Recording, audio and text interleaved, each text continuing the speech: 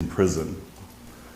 And when I got there at age 40, I was certain that 40 plus 50, if my math worked right, was 90, and I don't know any male in my family that has lived that long, that I would certainly die there.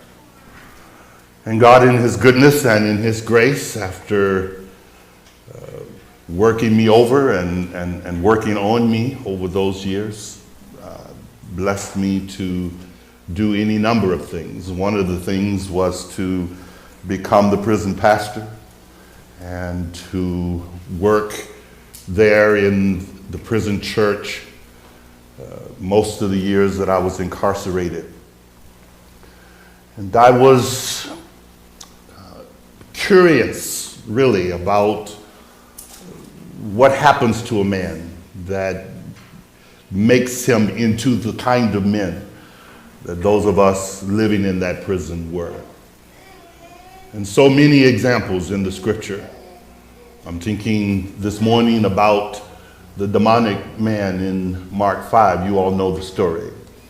And when Jesus crossed over to the Gadarenes, and there met a man really came running to him who was possessed with demons. And the scripture says that he worshiped the Lord.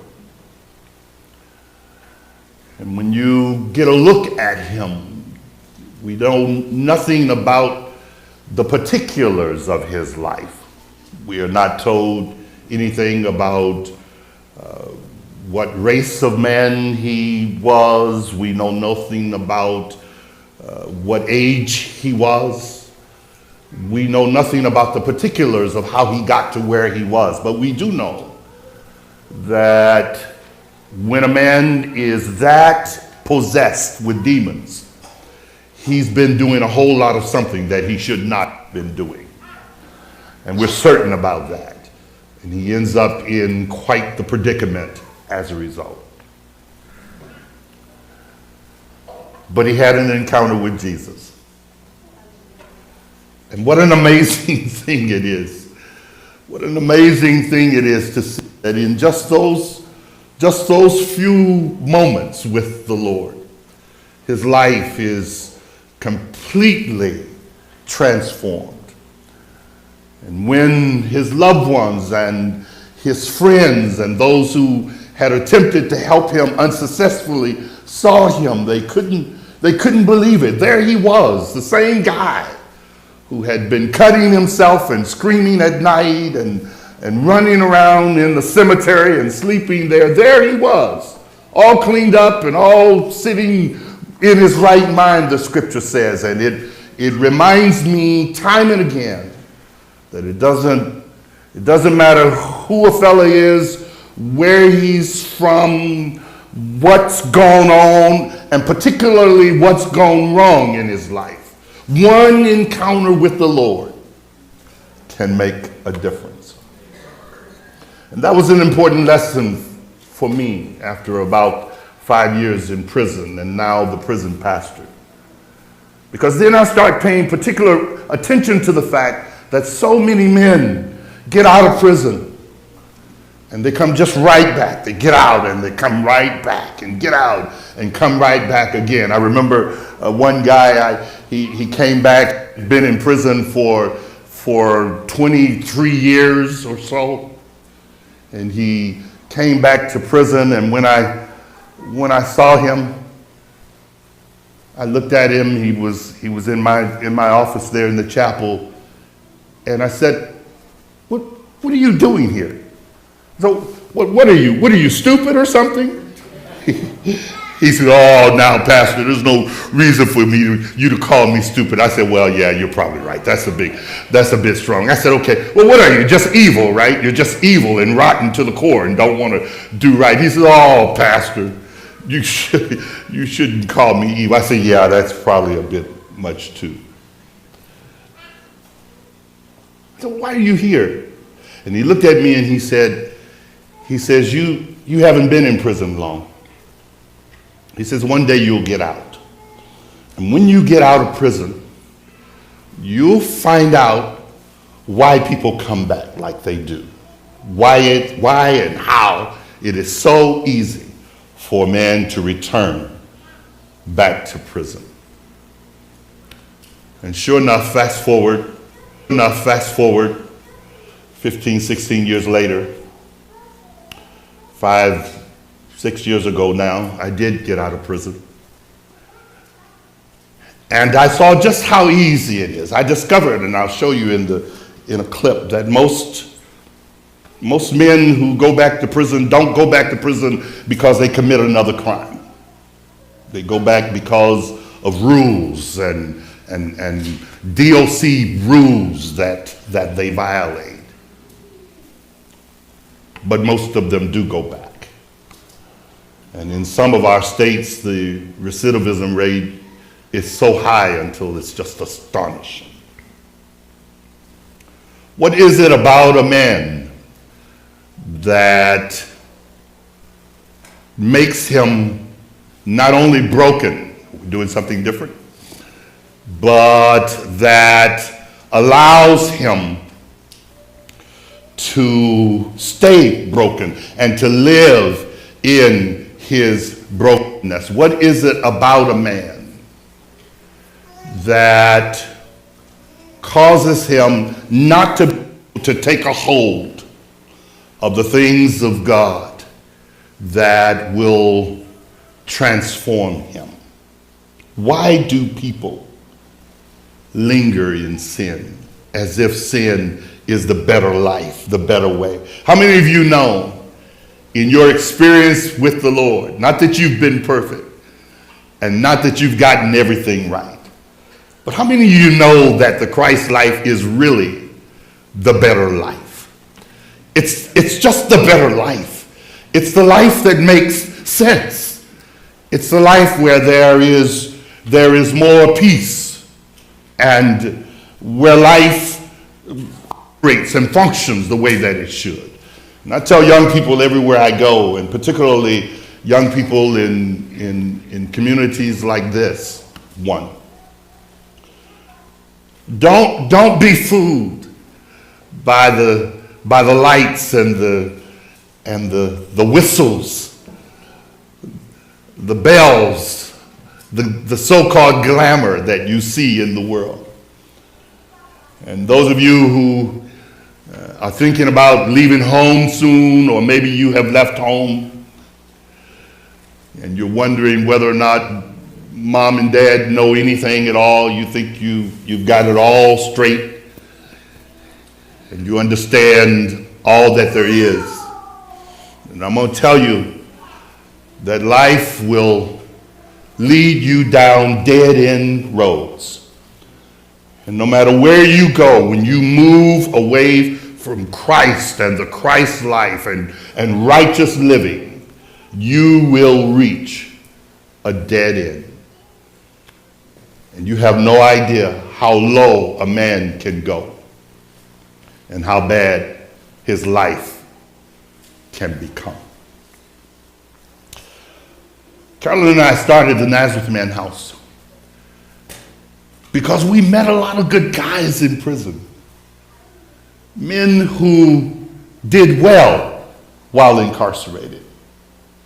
And men who were in church, who found the Lord, who made a commitment to the Lord. And in the midst of all of the evil and the gone wrongness in prison, they lived well and did well and avoided all of the vices that are available to a man in prison. And they get out of prison and they come right back again and again.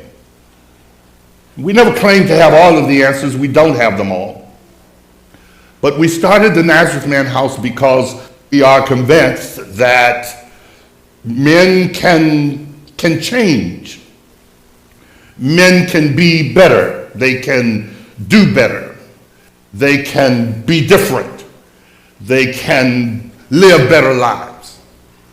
They just need a different kind of start. We're convinced that what the Lord did for the man in the cemetery, he can do for any man who will humble himself before the Lord. He can help any man turn his life around. And he can make such a permanent change and such a fix on a man that a man will never go back to the cemetery again. Amen? God can do that. And we're convinced that that happened for men. One of the things we have discovered, or that we discovered as we begin to study and look at what happens to incarcerated people, is that they go back to prison. And they go back for many reasons. The largest portion of men who go back to incarceration go back because of some kind of violation. But the numbers are high, 35, and now in last year's statistics, which are not embedded in this presentation, some 47% in Indiana going back for new crimes.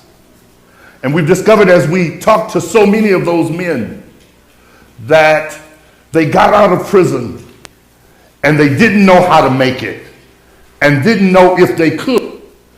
And many of them deliberately involve themselves in things that they know will take right back because they felt like they can live a better life there than what they were living on the street.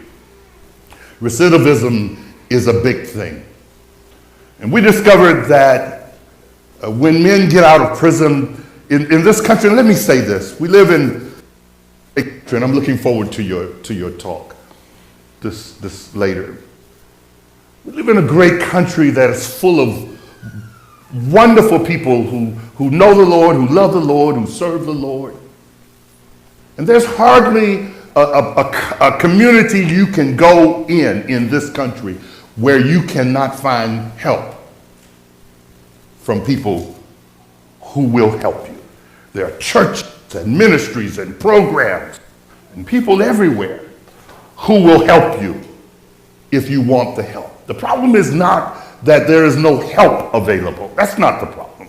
But sometimes the distance or the steps and the procedures that it takes to get from where a guy is to get to where the help is get all clogged up, and it becomes difficult for a guy. A guy gets out of prison and he needs more than just a place to stay. He needs really a home, and he needs a community to accept him, but he needs a family. He needs more than just what he needs for his stomach. He needs food for the soul. He needs what God has to offer. And it doesn't matter about we tell our guys when they get out of prison, it's important to work, it's important that a man work and take care of himself.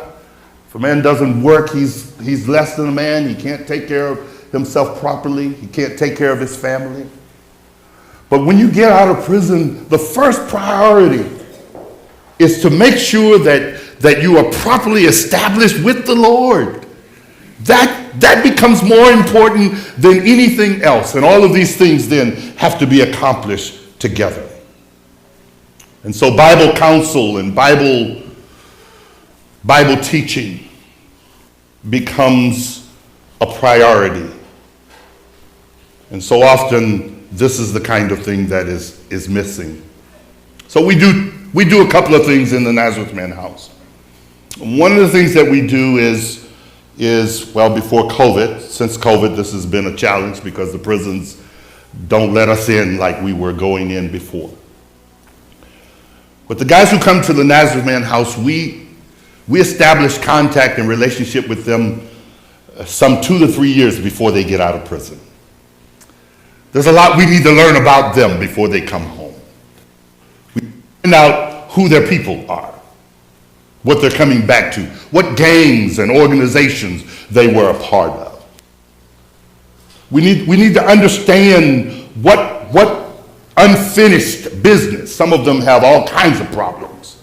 I'll tell you a story about a guy who got out of prison. He came to the Nazareth Man House. He was a mechanic. He'd only been in prison for about 8 years. Listen to me saying only 8 years, but he'd only been there for about 8 years.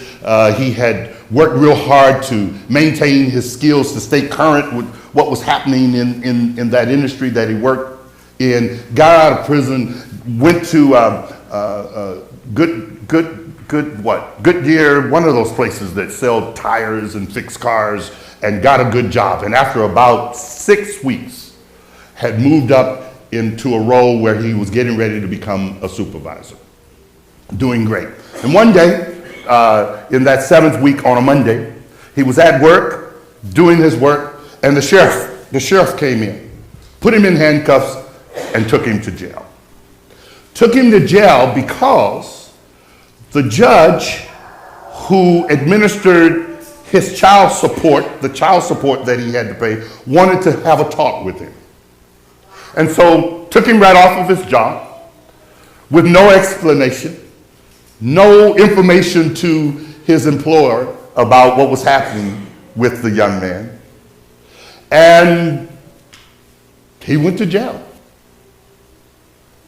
The judge didn't see him that day, nor the next, nor the next, nor the next. How many days can you miss work before you've got a problem with your boss? 6, 7 days he sat there in court. Now here's the problem. For all those years that he was incarcerated, the judge knew exactly where he was. He wasn't missing. He knew why he wasn't paying child support. That was quite obvious. This particular young man was all of his little state pay that he made in prison, he was sending all of it home on a monthly basis from prison. He didn't buy commissary, no potato chips, none of that for him. He got his little check, which you make about 11 cents an hour. Sometimes if you get a real good job, you make about 18 cents an hour in prison. So that's really good pay. That's A pay, by the way. Can you make it on 18 cents? Well, I don't think so. But he sent it home. And he's getting himself in a position so that he can take care of his son because he loves his son. And when the judge did finally see him, he saw him for about 15 minutes because he just wanted to know what his plan was. And when he went back to his job, of course, didn't have one. Do I still have this? Louis, don't let me fail. Just, okay, pay attention to this. Okay. And his life was disrupted. And these are among the challenges. We meet guys in prison because we need to know things about them so that we can help them because they're going to have a tough time of it. Some of them have child support problems. Some of them have all kinds of other legal problems that are waiting for them, driver tickets that they didn't pay, all kinds of things. And once they get out, people will come, the system will come to try to find them. And so we try to solve all of those problems for them before they come home. We covenant with them at a certain point and welcome them into our ministry. And we become partners with them. And then all those little things, so many of those things can be straightened out with the Secretary of State or the court dealing with children. All of that can be straightened out before they even come home, so that when they come home, they don't have that to deal with. And then they come right out of prison on a program that we've been working with them while they were incarcerated, and they come right into the Nazareth Man house, and the continuity is so smooth, and it works quite well. Let me show you this. Is this going to play?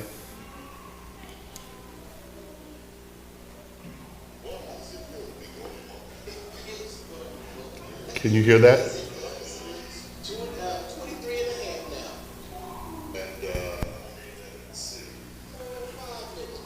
Can you turn this light down? Let's push pause. Is there any? Is that bad? Give me a second. I'll change the settings right now. Okay. I want you to see this clip. This is Greg Davis. Am I going to settings? Okay.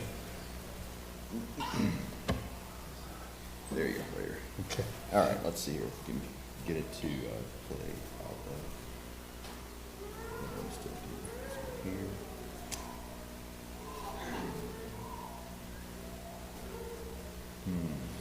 Do I have it turned all the way up here? Yeah, it's what it's doing is since we're connected to the projector, it's sending the sound there. So I'm trying to see if You see me in Chris's, how many of you are witnessing me who knows nothing about what I'm looking at? Telling the guy who knows what he's doing what to do next.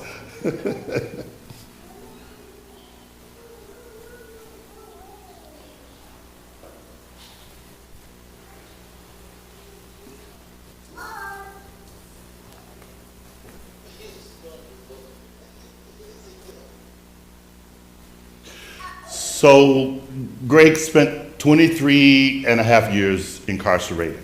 He was in our program for a year and a half before he came home. So by the time he came home and we went that day at midnight to pick him up, he was ready to come. All of the things that he needed to do or have done that we could do, we did it all, and we were ready to receive him into our ministry. And he's doing quite well. Are you really? Yep, that's right. Yeah, that's fine. Cool. We're just making it up as we go here. Okay. Yeah, that's the best I can do.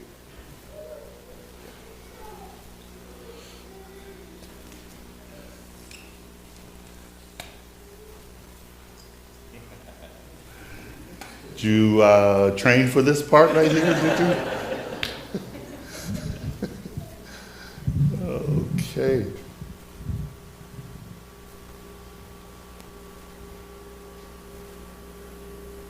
Well, how does it feel to be going home?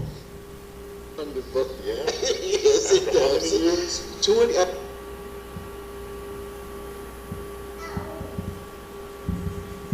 I'll be honest, I feel like between the prom and the projector and the sound, right? Tell the story today. I'll do that. Yeah, that sounds good. Okay. Sorry about that. Oh, no. No, it's, all right, so let's pass Greg. So Greg is doing well. I've got the opportunity to see him transition from prison to the Nazareth Man House and to function well. We have 5 goals, and each guy has his own personal goals, things that he is trying to accomplish. We want to bring him to wholeness. Wholeness becomes primary because spirit, soul, and body have to be connected properly. Many guys go to prison and they are, some go to school, for instance, and they are compliant, but they're not converted. And so they become educated, and they just become educated criminals and find better ways to do wicked and cruel things. And other guys, most guys, are governed by their lower passions. And so being properly aligned, where the spirit is alive, it's alive in Christ, and the spirit of man is in communion with the spirit of the living God, and the mind is being renewed by the word of God, and the spirit and the mind together can buffet and control the body. How many of you know that that's the way that works? And so wholeness is important, and then wellness, both mentally well and physically well, and then guys who come to understand their purpose and who then can be productive, can work, and then be prosperous and be able to take care of themselves and take care of their families. The Nazareth Man House has gone through quite the renovation. And remember that picture, guys? And we've had so many things. I take the time, but it takes too much time for me to tell the story, to tell you how we ended up with this house. But this house, when I first met the guy, Carolyn had taken me to parole. To when I got out of prison, I'd been out about 2 weeks or so, and when I got out of her car to go in the building, a guy said, "Pastor Thomas." I said, "Boy, I know that voice." You know how you hear a voice and you say, "Man, I thought I was going to hear that again." And I turned around, and sure enough, Steve Schilling went to prison when he was 18, and he got out at 74. 74 years old. He had spent all of his life incarcerated. He was on parole for about 3 months, and then the DOC was done with him, and he was on his own. He got out of prison about 1.5 years before I did, and he was sitting on the side of the with all of his things in a couple of garbage bags. I said, Steve, how are you doing? He says, I'm doing all right now that you're home. I said, Steve, I just got, but I'm not doing all right. I know you can't be doing all right because I'm here. And he told me his story, that he was sleeping in the park and what was happening to him. And so he says, can I come stay with you? I said, yeah, you can, and then we both are going to be homeless.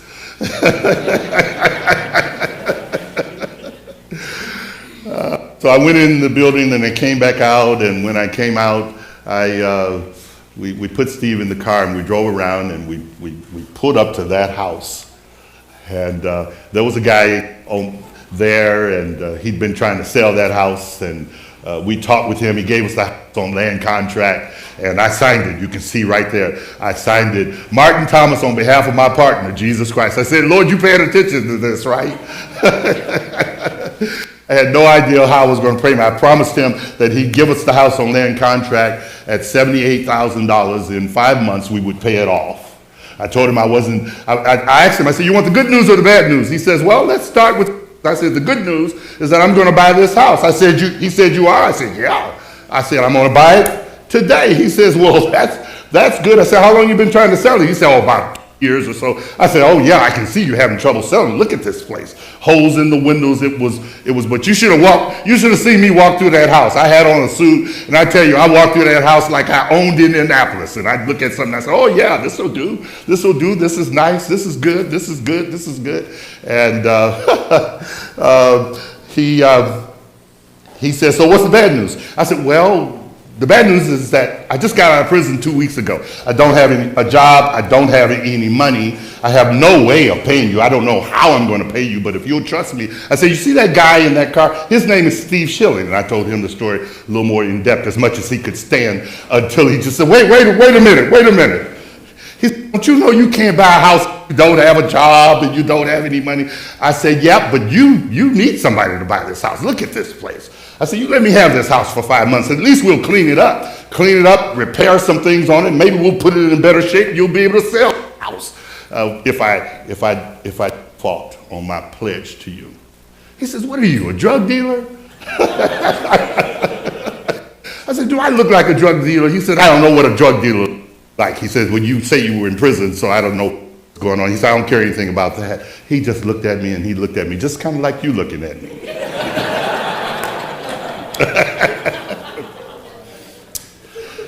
He says, you know, I'm going to give you this house. And he gave us that house. And the Lord bless us. I worked 2-3 jobs, and we did the things we needed to do. And then the partners, Danny Yoder being one. Danny is a good friend of ours, the first chairman of our board, and he lives in Goshen. And Danny would come to visit me. He visited me for 20 years while I was incarcerated. And as I got closer to coming home, Danny said, Martin, when you get out, give me a call, because I'm going to help you with your ministry. I said, really? He said, yeah. I said, Danny, don't give me your phone number. I'll call you. I'll call you for real. And right after I bought that house, I called Danny. I said, Danny, guess what? He says, Martin, you're home. I said, yes, I'm home. Guess what? We just bought a house. He said, we did? I said, we bought a house. The Nazareth man house, and fixing it up was quite the thing. And I wish you could. Let's see if you can hear this.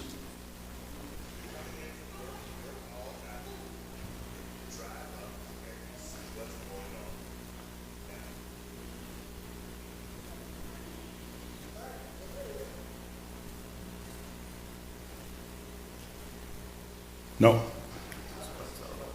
Okay. You can't do it. That's Brett Smith. Brett Smith spent 28 years incarcerated. He got out of prison and he came to the Nazareth man house and to work.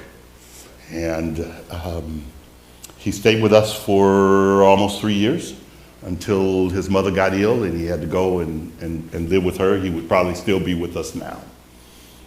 He's just one of those guys that was committed to doing the right thing and doing it with excellence. And old Brett, I told him, I said, now this is what you do. I said, you've been in prison all the time. You don't have any credit, good or bad. You've got to establish some, and we helped walk him through the things he needed to do. And whatever we suggested to Brett, he did it and did it well. Brett got out of prison, and he got prison out of himself. He connected to the church. He stayed connected to us. He got a good job. It doesn't cost, by the way, it doesn't cost the guy anything to stay in the Nazareth Man House. The Nazareth Man House is free, sort of.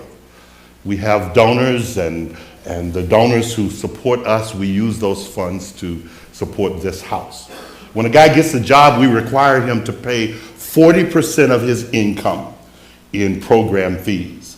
We require him to save another 20% of his income. And we require him to save 10% of his income, which he will manage. He manages that 30%. We have a program that he has to go through and study and learn how to. Most of these guys, you know, they had their money in their socks or in the trunk of their car in somebody's basement or whatever. They never had checking accounts and things like that. And so he manages that 30%. He turns in that 40%. He can give that 10% to his church or however he wants to donate it. And then when it's time for him to leave, quite to his surprise and excitement, he's been managing this account, these fees all of this time. And I said to him, well, how much did you pay in program fees all this time? He looks on his sheet and says, such and such and such and such. And we hand him a debit card that has every penny of it there. Brett left our house, and when he left our house, he had a little over $8,000. He had bought a car, not from a buy here, pay here, from a dealer. His credit rating was 726. Think about that. In 3 years. Didn't have a long credit history, but he had a good job. He had money down. He had saved up all the money for purchasing his furniture and furnishing his apartment when he does finally get there. And he's doing well. And he's in church, and he's connected to the ministry, and he's working hard.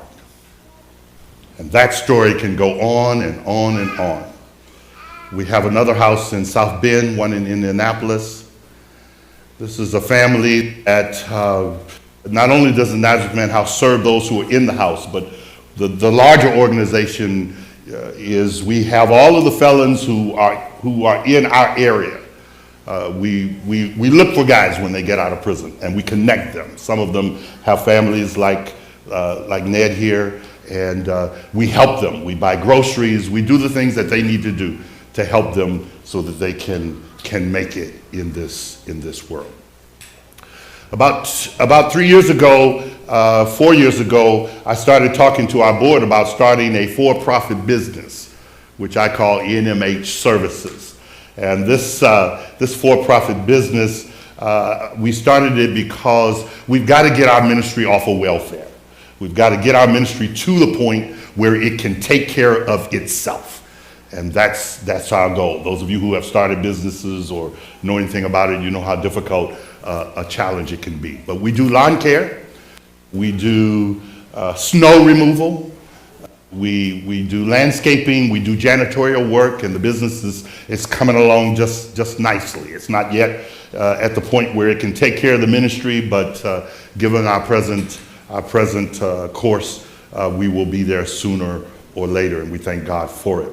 I want to really show you some clips of guys picking up leaves, and it's a lot of work, but it's good work. Most of these guys have never really had a job, and so it's good work and good opportunities for them. This is us at the site. When we first started the business, we had a trailer that didn't dump. So it took us longer to get the leaves out of it at the dump site than it took us to put the leaves in it. And so we went to the bank and got a line of credit and got ready to buy a trailer and went to the place where we were going to get it from. And the guy asked me, "What do you do?" And boy, was I happy to tell him. And before long, when he found out what we did, he just gave us the trailer. Bless his heart. And I wanted you to hear this clip, so I wanted you to hear how excited I was, because the year before that, I would spend 2.5 hours at the dump site every time we went there. And that thing just dumped those leaves out of there, and I was jumping up and down, just excited about how easy God had made it for us. What an enormous blessing it is. This is me shoveling snow. We had one snowstorm in Indianapolis this year, and we've got these leaf blowers, and this was powder snow. And so the guys thought that, it's snowing, and it was really snowing real bad. Snow's coming down. They thought they're going to be off, right? And I show up early in the morning and say, "All right, everybody, get up, let's go." Where are we going, Pastor? I said, "Every snowdrop that falls on the ground is $1. Let's go pick it up." And there we were out there with our snow blowers and pushing around. We made $1,100 in 5 hours a day. So forgive me if I got more snow than what you should. I was asking the Lord for snow. And it seems to me that everybody got snow all around us, and we got that one snowstorm. But it was such a good opportunity to teach guys that the value of work and the importance of work. And you can't not work because it's snowing or because the weather is bad. You have to get up and get at it and be at it. And so many lessons that we have to teach them. This is really funny. I wish you could see this. So we do a lot of things in our area. And the guys have an opportunity to go be with certain families and to learn how people live and how to do basic fundamental things. And this is Carl, who Toby Graber, who is on our board, gave him one quick lesson. He says, "All right, Carl, pay attention to everything I do." And Toby got the harness out and put it on the horse, and then all the other things, and he says, "Pay attention." And Carl's looking at him, what have you, and then he says, "All right, your turn." And you saw him walk Carl to the place, and Carl picks up everything and takes it over there. And just as he got ready to put the strap, you lost it, put the strap on that was so funny. And I looked at Carl and said, how do you feel about that? And he says, "Well, I'm glad I wasn't putting that tail where it goes when that happened." We were there that day because we were going to pick corn with Toby in his fields, and he harnessed up his horses and quite an ordeal, and the guys got a valuable lesson there. I could go on and on and on talking about the Nazareth Man house. It's more than just a house. It's an opportunity. When I came home to Carolyn, and Carolyn worked for 40 years before I got home and was retired from her job, and she's very well able to take care of herself. She looks like it, doesn't she? She takes good care of herself, but she couldn't take care of me. And so I had to work, and I had to do the things that were necessary to take care of me and to take care of us. But I didn't have one day that I was concerned about where I was going to live, what I was going to eat, how I would survive, because I had Carolyn. And everything that I needed was there. And she was there to by my side as my wife, as my helpmate, somebody to talk about God every day and to stay focused on the things that are right and just and holy and pure. And I'm telling you that there are guys who are incarcerated who, if they have the right combination of things, they can make it. They can make it.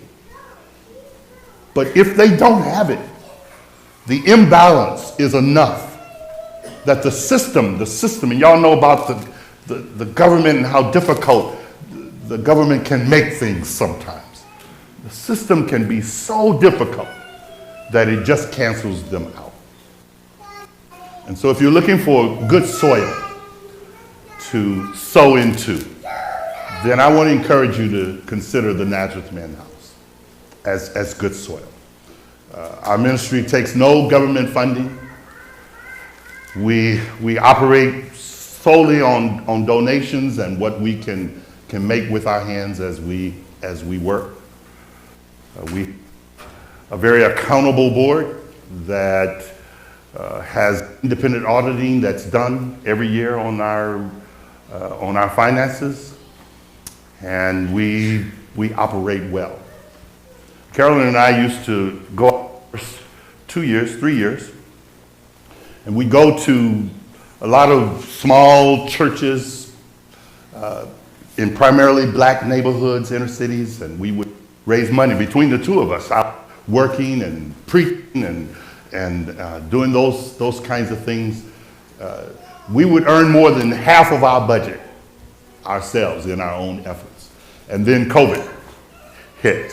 And most of our churches, unlike yours, this right here, most of our churches in black neighborhoods are still closed. They're still closed today. And some of them, so many of them, just gone completely out of business. Just churches, just boarded up, so to speak. And so we need help. We need help to do what we are trying to do for the Lord. Most people we meet, like you all, those of you who support ministries and things, you have ministries and programs, missions and what have you that you've been supporting a long time. And everybody needs a lot of help. And we understand that.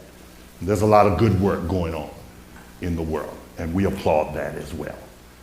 And, but if there's anything you can do to help us as we try to work in this particular field, one thing I found out so far is that this is not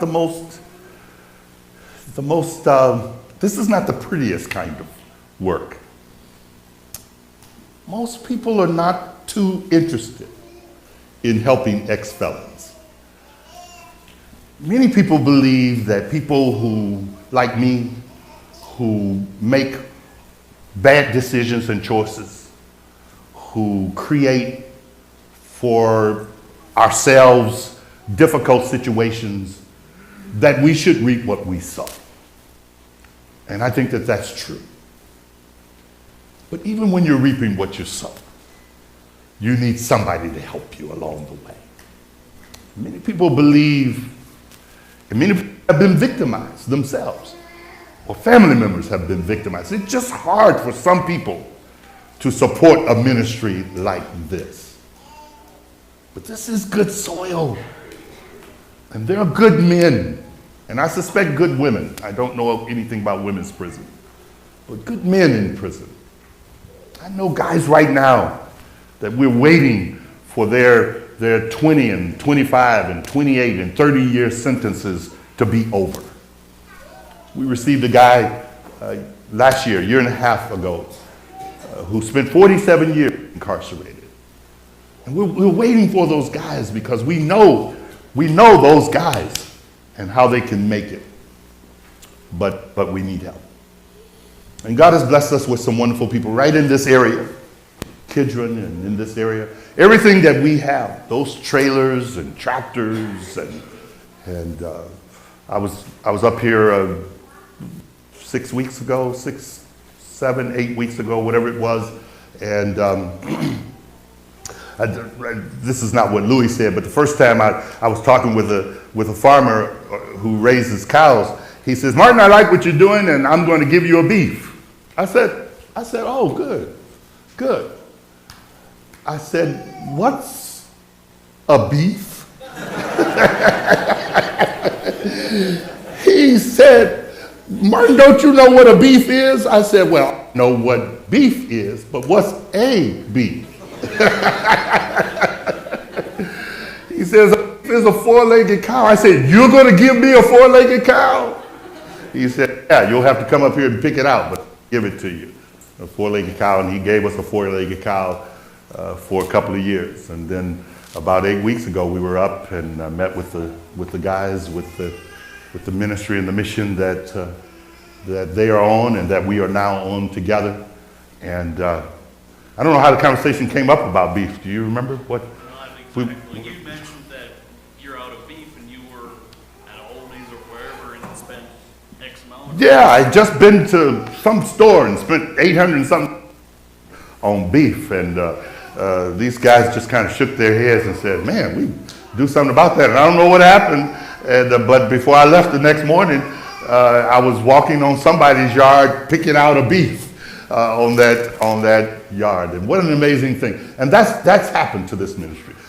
We dropped was donated by a business.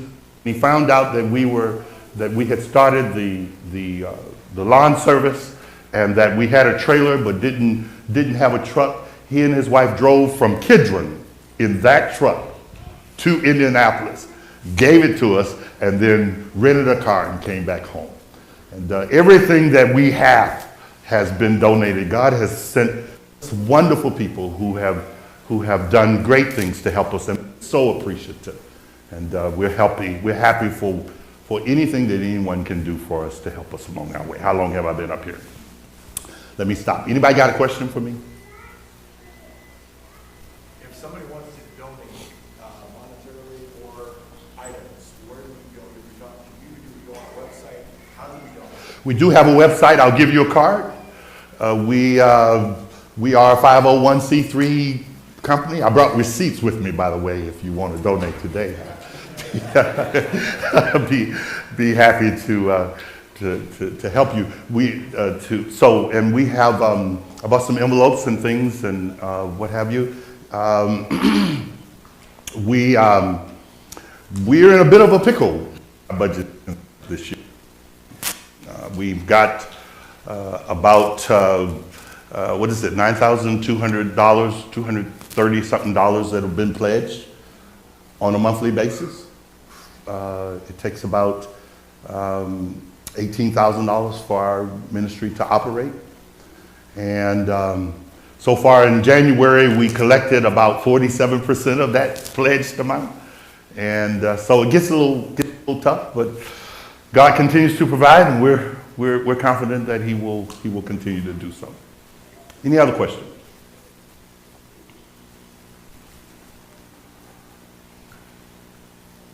That was not that clear. Just couldn't have. Okay. All right. Well, God bless you. Thank you so much for having us and giving us this to talk with you. And I think that there is such a need in our world. We have hardly been in a community where there are not people who need this brand of ministry. And I don't think we have all of the answers, but I do think we have some of them, that God has given us some insight. And I'm so delighted to be working with Matthew and Joshua. And y'all be praying for us as we've made plans and covenants to move forward with the things that God has put on their hearts with helping people in drug addiction, and how that might then turn into a Nazareth Man house coming to your neighborhood soon. And perhaps God will help us to do just that in the days that are ahead. Well, God bless you and thank you.